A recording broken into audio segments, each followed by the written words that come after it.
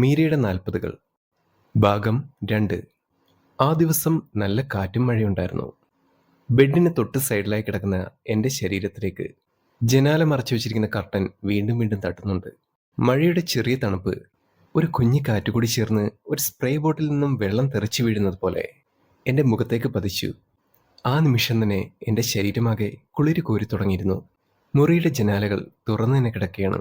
തൊട്ടടുത്ത ഫ്ലാറ്റിലെ കോണിപ്പണികളിൽ തൂക്കിയിട്ടിരിക്കുന്ന ഓരോ തുണികളും മഴയുടെ കാറ്റിൽ തട്ടിത്തെറിച്ചു വീണ് നനയുന്നുണ്ടായിരുന്നു. എനിക്ക് ആ രാത്രിയിൽ ഉറക്കം വന്നതേയില്ല. ഞാൻ ജനാലയിൽ കൂടി പെയ്ത് തീരാറായി നിൽക്കുന്ന മഴയെ ഒന്ന് നോക്കി കണ്ണടച്ചു. ഒരു നിമിഷം കണ്ണടച്ച് തുറക്കുന്ന സമയത്ത് എൻ്റെ അടിവയറ്റിൽ ഒരു കരസ്പർശം പോലെ തോന്നി. ഞാൻ പെട്ടെന്ന് ഒന്ന് തിരിഞ്ഞു നോക്കിയതും ആൽബർട്ട്, അയാൾ എനിക്കരികിൽ കിടക്കുന്നു. ഇത് നിങ്ങളെങ്ങനെ മുറിക്കകത്ത് കയറി? എന്താ ഇവിടെ കിടക്കുന്നേ? ഞാനൊരു ദേഷ്യത്തിൽ ചോദിക്കുമ്പോൾ പെട്ടെന്ന് തന്നെ ആൽബർട്ട് അയാളുടെ ചൂണ്ടുവിരൽ എൻ്റെ ശബ്ദത്തെ തടഞ്ഞു നിർത്തി. ആ ഒരു നിമിഷം അയാളുടെ ശ്വാസം എന്നിലേക്ക് അടുക്കുന്ന സമയത്ത് ഞാൻ കിടക്കയിൽ നിന്ന് പെട്ടെന്ന് ചാടി എഴുന്നേറ്റു. ശേഷം കണ്ണാടിയുടെ മുന്നിൽ പോയി നിന്നു. ആൽബർട്ട്, നിങ്ങളെക്കുറിച്ച് ഞാൻ ഇങ്ങനെയൊന്നുമല്ല കരുതിയത്. ഒരു സ്ത്രീ മാത്രം താമസിക്കുന്ന മുറിയിൽ ഇങ്ങനെ കള്ളനെ പോലെ പതുങ്ങി വന്ന് എന്നോട് കാണിക്കുന്ന ഒട്ടും ശരിയല്ല. ഞാനത് പറയുന്ന സമയത്ത് തന്നെ ആൽബർട്ട് കട്ടിൽ നിന്ന് എഴുന്നേറ്റ് എൻ്റെ പിന്നിലായിട്ട് വന്നു നിന്നു. സോറി മീര, ഇങ്ങനെയൊക്കെ ചെയ്ത് തെറ്റായിപ്പോയെന്ന് എനിക്കറിയാം. പക്ഷേ എൻ്റെ ഇഷ്ടം തന്നോട് പ്രകടിപ്പിക്കാൻ എനിക്ക് വേറെ വഴിയൊന്നുമില്ലല്ലോ. പിന്നെ മറ്റൊന്നും എനിക്ക് തോന്നിയതുമില്ല. എന്നാലും ഇത് എങ്ങനെ അടച്ചിട്ട വാതിൽ പോലും തുറന്ന്? ഇതെങ്ങനെ? നിങ്ങൾ ശരിക്കും ആരാണ്? എങ്ങനെ കഴിയുന്നു ഇതൊക്കെ? നിങ്ങളെനിക്ക് കള്ളനാണോ? ആ നിമിഷം എൻ്റെ ദേഷ്യത്തോടെയുള്ള ചോദ്യത്തിൽ അതുവരെയും അയാൾക്കുണ്ടായിരുന്ന തലയെടുപ്പ് താന്നു. മുഖം ഒരു സ്വല്പം താഴ്ത്തിയയാൾ എന്നോട് പറഞ്ഞു, ഞാൻ ചെയ്തത് തെറ്റായിപ്പോയി, എന്നോട് ക്ഷമിക്കൂ. ഞാൻ മുഖം തിരിച്ച് കണ്ണാടിയിലേക്ക് നോക്കി നിൽക്കുന്ന സമയത്ത് കണ്ണാടിയിൽ എപ്പോഴോ ഒട്ടിച്ചു വെച്ചിരുന്ന ഒരു കുഞ്ഞി പൊട്ടിളക്കി അയാൾ എൻ്റെ നെറ്റിയിൽ ഒട്ടിച്ച ശേഷം പുഞ്ചിരിയോടെ എന്നെ നോക്കി. ഞാൻ വന്നത് കക്കാനും മോഷ്ടിക്കാനും ഒന്നുമല്ലല്ലോ. നിന്നെ കാണാനല്ല മീര. എനിക്കെന്തിനേക്കാളും വലുത് നീയാണ്. നിന്റെ ഹാപ്പിനെസ് തന്നെയാണ് എനിക്കെപ്പോഴും വലുത്. എന്നെ എന്തിനാണ് നിങ്ങൾ ഇത്രത്തോളം സ്നേഹിക്കുന്നത്? ഒരിക്കൽ ആരോ വലിച്ചെറിഞ്ഞു പോയ ഒരു കളിപ്പാട്ടം മാത്രമാണ് ഞാൻ. അതിപ്പോൾ മണ്ണിൽ കിടന്ന് അഴുകി ദ്രവിച്ച് പൂർണ്ണമായും ഇല്ലാതായിട്ടുണ്ട്. ഒരുപക്ഷെ നിങ്ങളെന്നെ മനസ്സിലാക്കിയാൽ ഒരിക്കൽ പോലും ഒന്ന് സ്നേഹിക്കാൻ നിങ്ങൾക്ക് കഴിയില്ല. ഞാനൊരു അഹങ്കാരത്തോടെ പറയുന്ന സമയത്തും ആൽബർട്ടിൻ്റെ മുഖത്ത് ഒരു പുഞ്ചിരി മാത്രമായിരുന്നു മറുപടി. അയാൾ എൻ്റെ പിന്നിൽ നിന്നുകൊണ്ട് എൻ്റെ കെട്ടിവെച്ചിരിക്കുന്ന മുടി ഒറ്റ സ്പർശത്തിൽ തന്നെ അഴിച്ചിട്ടു. ശേഷം അലമാരയുടെ സൈഡിൽ ഞാൻ എപ്പോഴും മാറ്റിവെച്ചിരുന്ന ഒരു കരിമഷി മോതിരവിരൽ കൊണ്ട് തൊട്ടടുത്ത് ചലനം തെറ്റാതെ എൻ്റെ കൺപീലിയിൽ വരച്ചു. നിന്നെ സ്നേഹിക്കാൻ എനിക്ക് കൂടുതലൊന്നും അറിയണ്ട. നിന്റെ മനസ്സ് മാത്രം മനസ്സിലാക്കിയാൽ മതി മീര. നീ മനസ്സുകൊണ്ട് ഒരുപാട് സുന്ദരിയാണ്. ആ ഒരാളെ എനിക്ക് പുറത്തു കൊണ്ടുവരണം. അയാളുടെ മധുര സംഭാഷണത്തിൽ ആ നിമിഷം എൻ്റെ ഉള്ളിൽ ഒരു പുഞ്ചിരി വിടർന്നു.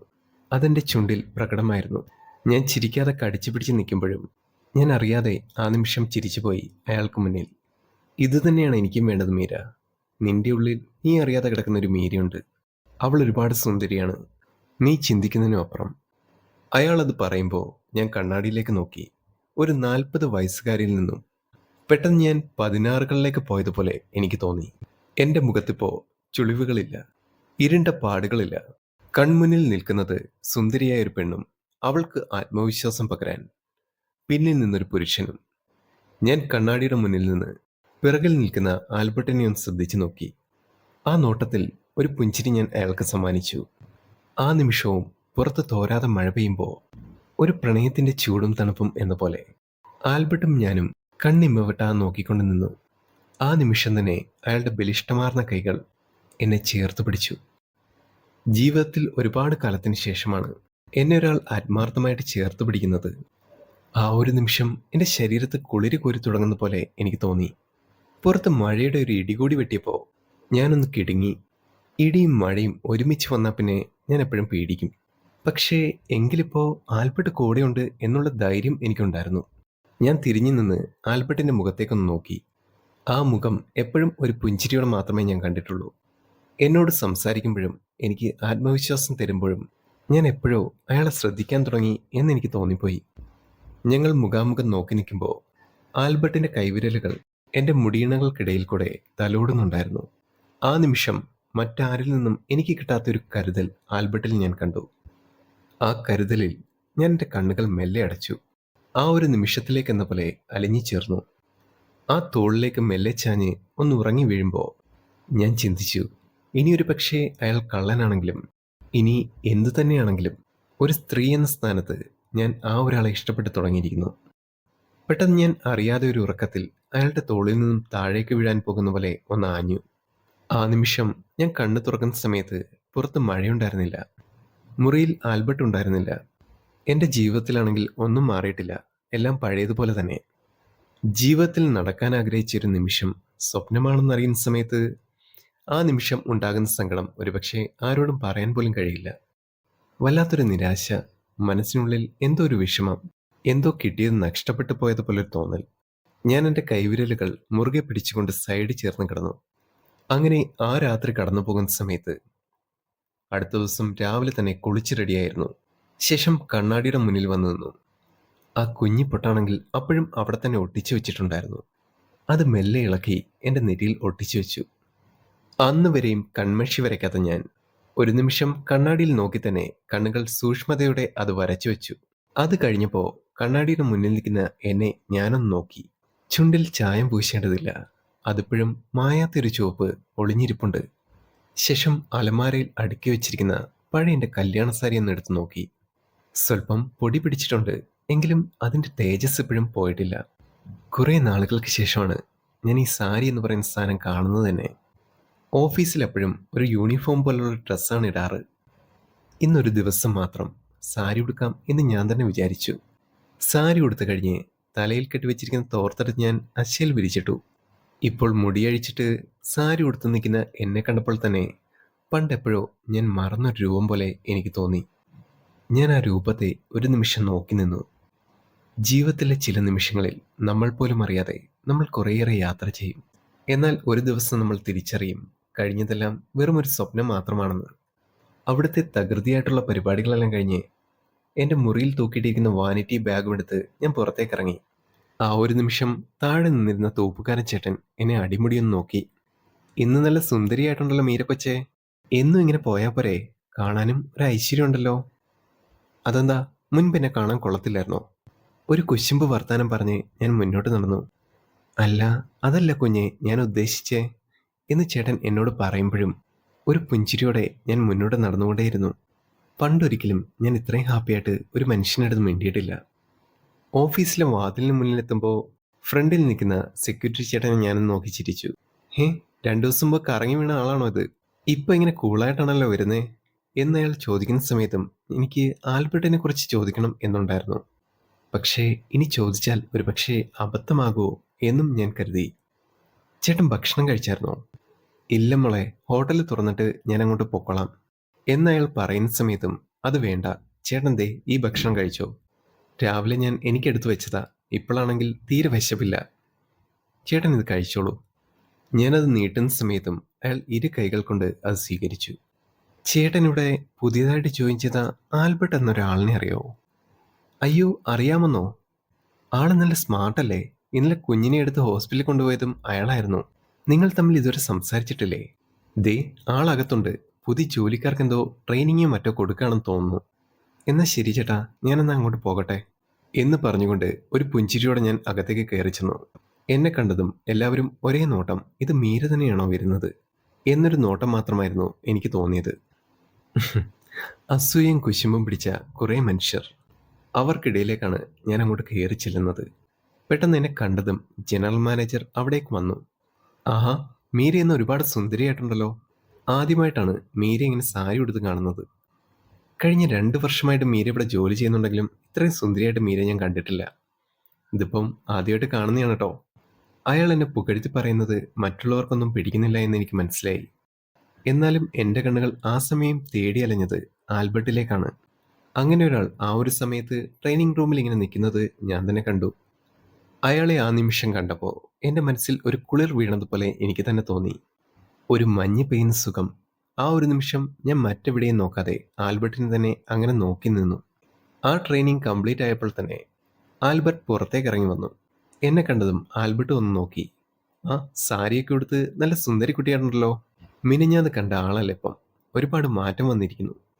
അയാളത് പറയുന്ന സമയത്ത് ഞാൻ അയാളോട് തന്നെ ചോദിച്ചു, ഇന്നലെ ഇന്നലെ നമ്മൾ കണ്ടില്ലല്ലോ. ഞാനിവിടൊക്കെ നോക്കിയായിരുന്നു കേട്ടോ.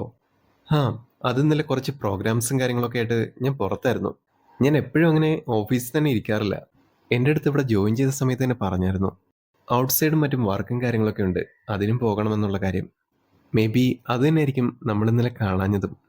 അതൊക്കെ പോട്ടെ, ഇന്ന് തന്നെ മുഖത്തൊരു പ്രത്യേകതയുണ്ടല്ലോ. അന്ന് ഞാൻ കണ്ടതുപോലെയൊന്നുമല്ല. ഇപ്പോൾ നല്ല മാറ്റം വന്നിട്ടുണ്ട്. പിന്നൊരു കാര്യം, താനിതൊരിക്കലും കളയണ്ടട്ടോ.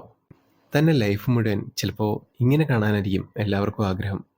ആൽബർട്ട് അങ്ങനെ പറയുന്ന സമയത്ത് ഞാൻ അയാളോട് തന്നെ തിരിച്ച് മറുപടി പറഞ്ഞു. ഇതൊക്കെ എനിക്കും ആഗ്രഹമുണ്ട്. പക്ഷേ ചില നേരങ്ങളിലാണെങ്കിൽ ഇതിനൊന്നും സമയം കിട്ടാറ് പോലുമില്ല. ആ നിമിഷം തന്നെ ആൽബർട്ട് എന്നെ തുറച്ചു നോക്കിയിട്ട് പറഞ്ഞു, ഏതായാലും താൻ ഈ ലുക്കൊന്ന് കണ്ടിന്യൂ ചെയ്യണം. നമ്മുടെ ജീവിതത്തിന്റെ ചില സമയത്ത് മാത്രമേ ഉള്ളൂ ഇങ്ങനെ ചില അലങ്കാര പണികൾ. അത് കഴിഞ്ഞ പിന്നെ ജീവിതം മൊത്തം കഴിഞ്ഞു. ഉള്ള സമയം അടിച്ചു പൊളിക്കുക എന്നേ എനിക്ക് പറയാനുള്ളൂ. ആൽബർട്ട് അതെല്ലാം പറയുന്ന സമയത്തും എന്നെ ഉപദേശിക്കുന്ന സമയത്തും ഒരു നല്ല കേൾവിക്കാരി എന്നതുപോലെ ഞാൻ എല്ലാം കേട്ടു നിന്നു. പെട്ടെന്ന് അയാൾ എന്നോടായിട്ട് തന്നെ പറഞ്ഞു, എന്നാ പിന്നെ ഞാൻ മാർക്കറ്റിലോട്ട് ഇറങ്ങട്ടെ, ഒരുപാട് ജോലികളുണ്ടെന്ന്. അയാൾ എന്നോടായിട്ട് പറയുന്ന സമയത്തും ഞാനൊന്നും തിരിച്ച് മറുപടി പറഞ്ഞില്ല. എല്ലാത്തിനും ഞാനൊന്ന് തലയാട്ടി. ഒരു നിമിഷം ആൽബർട്ട് എൻ്റെ കണ്ണുകളിൽ മാത്രം നോക്കി നിന്നു. അങ്ങനെ നോക്കി നിൽക്കുന്ന സമയത്തും അയാളുടെ കണ്ണുകളിൽ ഞാനൊരു തിളക്കം കണ്ടു. മെല്ലെ പുഞ്ചിരിച്ചുകൊണ്ട് ആ ഊശാൻ താടിയിലൊന്ന് തടവി അയാൾ പുറത്തേക്ക് നടന്നു. അയാൾ പോയ ശേഷം ഞാൻ എൻ്റെ കുഞ്ഞു ബെഞ്ചിലേക്ക് വന്നിരുന്നു. ആ ഒരു ഓഫീസിൽ എനിക്ക് മാത്രമായിരുന്നു ഒരു കുഞ്ഞു ബെഞ്ച്. ഏറ്റവും കുറഞ്ഞ പൊസിഷനിലുള്ള ആൾക്കാർ ഇരിക്കുന്നുണ്ടെങ്കിൽ ആ ഒരു ബെഞ്ച് തന്നെയാണ് ശരണം. ഞാൻ ആ ബെഞ്ചിലിരുന്ന് ഓരോ ഫയലുകളും നോക്കി തുടങ്ങി. ആ ഒരു നിമിഷം ഇതുവരെയും എന്നോടൊന്നും സംസാരിക്കാത്ത, എന്നോടൊന്നും മിണ്ടാത്ത, അങ്ങനെയുള്ള ആൾക്കാർ വരെ എൻ്റെ അടുത്ത് വന്നിട്ട് കൊഞ്ചിക്കുഴയുന്ന പോലെ എനിക്ക് തോന്നുന്നുണ്ട്. പണ്ട് കോളേജിൽ പഠിക്കുന്ന സമയത്ത് ആരൊക്കെ ഇങ്ങനെ വന്ന് അടുത്ത് വന്ന് നിന്നിട്ടുണ്ട്. ഓരോരുത്തരുടെയും ഓരോ സമയത്തുള്ള പെരുമാറ്റങ്ങൾ കണ്ട് എനിക്ക് തന്നെ ചിരി വന്നു. അത്രയും നേരം അവരുടെ ചിരിയും കളിയും സംസാരമെല്ലാം കണ്ട് ഞാൻ തന്നെ ചിരിക്കാതെ പിടിച്ചു നിന്നു. ഇടയ്ക്കൊരാൾ വന്ന് ചോദിച്ചു, മീര പുറത്തോട്ടൊന്നും പോകുന്നില്ലേ? ഞാൻ വേണമെന്നുണ്ടെങ്കിൽ സിനിമയ്ക്കൊക്കെ കൊണ്ടുപോകാൻ കേട്ടോ. അയാൾ അത് ചോദിക്കുന്ന സമയത്ത് ഞാൻ അയാളെ ഒന്ന് തുറച്ചു നോക്കി. എൻ്റെ കണ്ണുകളിൽ ദേഷ്യമുണ്ടായിരുന്നു. കൂടാതെ അയാൾ അവിടുത്തെ ഫിനാൻസ് മാനേജർ ആയിരുന്നു. പണ്ടെപ്പോഴോ എന്തോ ഒരു കാര്യത്തിന് അയാളുടെ അടുത്ത് ചെന്ന സമയത്ത് ആട്ടി വിട്ടതായിരുന്നു അയാൾ. അന്ന് തുടങ്ങിയതായിരുന്നു അയാളോടുള്ള കലിപ്പ്. അയാളുടെ പേര് ഫെബിൻ. നാട്ടിലുള്ള പെമ്പിള്ളാരുടെ അടുത്തെല്ലാം കൊഞ്ചാനും കുഴയാനും ആൾ എക്സ്പെർട്ടായിരുന്നു. വീട്ടിലൊരു ഭാര്യയും 2 കുട്ടികളും ഉണ്ട്. എങ്കിലും കൊഞ്ചാനും കുഴയാനും അല്ലാതെ വേറെ ഓഫീസ് പണിയും കാര്യങ്ങളൊന്നും ആൾക്കില്ല. ഒരു നിമിഷം ഞാൻ ചിന്തിച്ചു നോക്കി. കൂറ വേഷത്തിൽ വരുന്ന സമയത്ത് ആൾ എന്നെ മൈൻഡ് പോലും ചെയ്യുന്നുണ്ടായിരുന്നില്ല. പക്ഷേ ഇന്നാണെന്നുണ്ടെങ്കിൽ ആൾക്ക് ഒരുപാട് സംസാരിക്കാനും എന്തൊക്കെയോ പറയാനുള്ളത് പോലെ എനിക്ക് തോന്നി. പെട്ടെന്ന് ഞാൻ തറപ്പിച്ച് തന്നെ ആളോട് ചോദിച്ചു, എന്താ ഫെബിൻ, ആർ യു ഓക്കെ? ഞാനത് ചോദിച്ചത് ആൾക്ക് ഇഷ്ടപ്പെട്ടില്ല. തനിക്കെന്താടോ, നമ്മളെ കാണുന്ന സമയത്ത് ഭയങ്കര ജാടയാണല്ലോ. എനിക്കൊരു ജാടയുമില്ല ഫെബിൻ, തനിക്ക് വെറുതെ തോന്നാണ്. ഞാനത് പറയുന്ന സമയത്ത് ഒരു പുച്ഛത്തോടെ എന്നെ നോക്കി. എന്തേലും കാര്യമുണ്ടെങ്കിൽ എൻ്റെ അടുത്ത് തന്നെയാണ് നീ വരുന്നത് എന്ന് പറഞ്ഞൊന്ന് കലിപ്പിച്ചിട്ട് ആള് പോയി. അപ്പോഴും ഞാനതൊന്നും ശ്രദ്ധിക്കാതെ ഒരു പുഞ്ചിരിയോട് കൂടി തന്നെ എൻ്റെ പണി തുടർന്നുകൊണ്ടിരുന്നു. ശരിക്കും ഇങ്ങനെയുള്ള കാര്യങ്ങളൊക്കെ എനിക്ക് തന്നെ വരുമെന്ന് നേരത്തെ തന്നെ എനിക്കറിയാമായിരുന്നു. വൈകുന്നേരം 5 മണി കഴിഞ്ഞ സമയത്ത് ഞാൻ പെട്ടെന്ന് അവിടെ നിന്ന് ഇറങ്ങി. ഇന്നത്തെ ദിവസം എനിക്കൊന്ന് ആഘോഷിക്കണം. ഒറ്റയ്ക്ക് ആരുമില്ലാതെ തനിച്ച് എവിടേക്കെങ്കിലും എനിക്കൊന്ന് പോകണം. അങ്ങനെ ഞാൻ ആദ്യം പോയത് ഒരു സിനിമയ്ക്കായിരുന്നു. അവസാനമായിട്ട് സിനിമ കണ്ടത് എപ്പോഴാണെന്ന് ചോദിച്ചാൽ എൻ്റെ വിവാഹത്തിന് മുമ്പാണ്. കോളേജിൽ പഠനം കഴിയുന്നതും ആ ഒരു സമയത്ത് മാത്രമായിരുന്നു അവസാനമായിട്ട് ഞാൻ സിനിമ കണ്ടത്. ഏകദേശം 5 വർഷങ്ങൾക്ക് മുമ്പായിരുന്നു അത്. അത്രയും കാലത്തിന് ശേഷം ആദ്യമായിട്ട് ഞാൻ സിനിമയ്ക്ക് പോവല്ലേ, കുറച്ച് രാജകീയമായിക്കോട്ടെ എന്ന് തന്നെ വിചാരിച്ചു. ചില സമയത്ത് എനിക്ക് തോന്നും ഒരു പെണ്ണ് ആഗ്രഹിച്ചാൽ കിട്ടാത്തതായിട്ട് ഒന്നുമില്ല എന്ന്. പക്ഷേ അവളുടെ ആഗ്രഹങ്ങളും കാര്യങ്ങളൊക്കെ പലപ്പോഴും ചവിട്ടി മതിച്ചതുപോലെ തന്നെയാണ്. സിനിമ കാണാനായിട്ട് ഞാൻ നടുവിലത്തെ സീറ്റിലിരുന്നു. ഒരുപക്ഷെ ഏത് സിനിമയാണെന്ന് പോലും എനിക്ക് വ്യക്തമായിട്ട് മനസ്സിലായിട്ടില്ല. ഏതോ ഒരു സിനിമ, അതിന് ടിക്കറ്റ് എടുത്ത് ഞാൻ കയറിയിരിക്കുന്നു. ആ ഇരുട്ടത്ത് ആ നിമിഷത്തിൽ ആരോ ഒരാൾ പുറത്തുനിന്ന് കൈ കാണിക്കുന്നു. ഹലോ മീര, എന്താ ഇവിടെ എന്നൊരു ശബ്ദം മാത്രം ഞാൻ കേൾക്കുന്നുണ്ട്. ആളുടെ മുഖം എനിക്ക് വ്യക്തമായി കാണാൻ പറ്റുന്നില്ല. പക്ഷേ ഒരു നിമിഷം സൂക്ഷിച്ചു നോക്കിയപ്പോൾ തന്നെ എനിക്ക് തന്നെ മനസ്സിലായി അത് മറ്റാരും ആയിരുന്നില്ല, ആൽബർട്ട് തന്നെയായിരുന്നു. ആളെ ഞാൻ ഒരിക്കലും ഇവിടെ പ്രതീക്ഷിച്ചിട്ടില്ല. മാർക്കറ്റിലേക്കെന്ന് പറഞ്ഞു പോയ ആള് പെട്ടെന്ന് വൈകുന്നേരമായപ്പോ സിനിമാ തിയേറ്ററിൽ. ഞാൻ പെട്ടെന്ന് അയാളോട് തന്നെ ചോദിച്ചു, ഒരാകാംക്ഷ എന്നതുപോലെ, എന്താ ഇവിടെ? ഞാനത് ചോദിക്കുന്ന സമയത്ത് തന്നെ അയാൾ ആ ചൂണ്ടുവിരൽ അവിടേക്ക് ചൂണ്ടിക്കാണിച്ചു. ദേ, അതെല്ലാം എൻ്റെ ഫ്രണ്ട്സാണ്. അവർക്കൊപ്പം ചുമ്മാ സിനിമ കാണാൻ ഇറങ്ങിയതാ. അതിനുശേഷം അയാൾ അവരെ വിളിച്ചിട്ട് പറഞ്ഞു, എടാ ഞാൻ ഇവിടെ ഇരിക്കാട്ടോ. ഇതെന്റെ കൂടെ വർക്ക് ചെയ്യുന്ന ആളാണ് എന്ന് മാത്രം പറഞ്ഞുകൊണ്ട് അയാൾ എനിക്കൊപ്പം ഇരുന്നു. ആ നിമിഷം ആൽബർട്ട് എന്നോട് ചോദിച്ചു, താനെന്താ ഇങ്ങനെ ഒറ്റയ്ക്ക് വന്നേ? ആരെങ്കിലും കൂടെ കൂട്ടിയാ പോരായിരുന്നോ? ആൽബർട്ട് അത് ചോദിക്കുന്ന സമയത്ത് എനിക്ക് മറുപടിയൊന്നും ഇല്ലായിരുന്നു. സിനിമ തുടങ്ങുന്ന സമയത്താണെന്നുണ്ടെങ്കിൽ ഞാൻ ആൽബർട്ടിനെ ഒന്ന് ഞോണ്ടിക്കൊണ്ട് ചോദിച്ചു, ഇത് ഏതാ സിനിമ? എന്റെ ആ ചോദ്യത്തിന് ആൽബർട്ട് എന്നെ ഒന്ന് തറപ്പിച്ച് നോക്കിയ ശേഷം അയാൾ പൊട്ടിച്ചിരിച്ചു. മീരയുടെ 40കൾ ഭാഗം 3 ഉടൻ അപ്ലോഡ് ചെയ്യുന്നതായിരിക്കും.